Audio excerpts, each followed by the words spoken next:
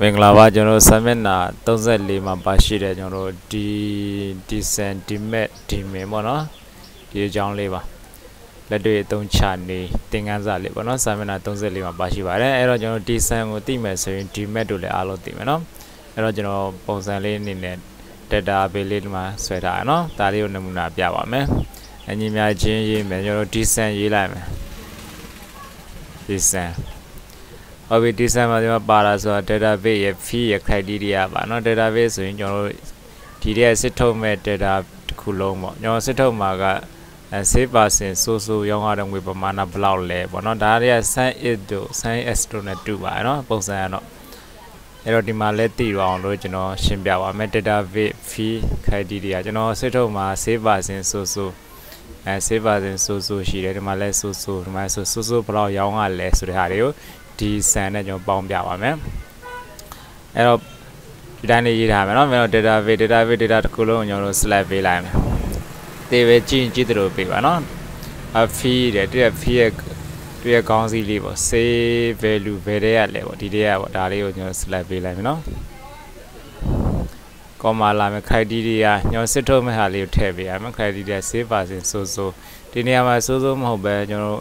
6%တူတို့မုံတို့ဆိုလည်းဒီတိုင်းလေးပဲပြောင်းထည့်ပေးလိုက်နော်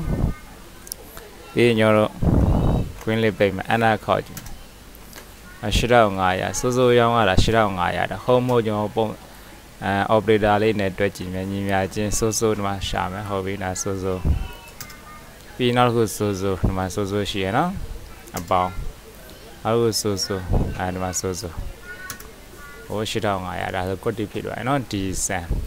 ဒီမက်ဆိုတာတော့စိုးရောင်းရတဲ့ငွေပမာဏအများဆုံးရှာတာပါကျွန်တော်ရှာကြည့်လိုက်မယ်ဒီမက် database data တစ်ခုလုံးပေးမယ်เนาะ comma လာမယ် fee save value criteria စိုး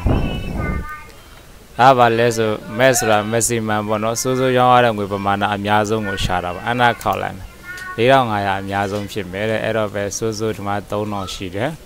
စိုး4500ဒီကောင်ပေါ့နောက်တစ်ခုက1000ဆိုတော့ဒါအများဆုံးပေါ့ဒီမင်းတို့ဒီ average တို့ဒီ counter တို့ဆိုတာလည်းအတူတူပါပဲเนาะဒီတိုင်းလေးပဲတွက်ကြည့်တော့ပါအနည်းဆုံးရှာတာပြန်ရှာမယ်เนาะ okay ဒီတိုင်းလေးပါ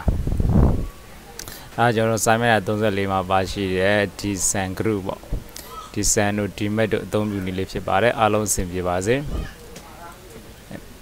ဟုတ်တော့ဒီ6%နေရာမှာစိုးမှုပဲတခြားတယောက်လည်းပြောင်းထည့်ပြီးတော့ကျွန်တော်စစ်ကြည့်ပါเนาะ okay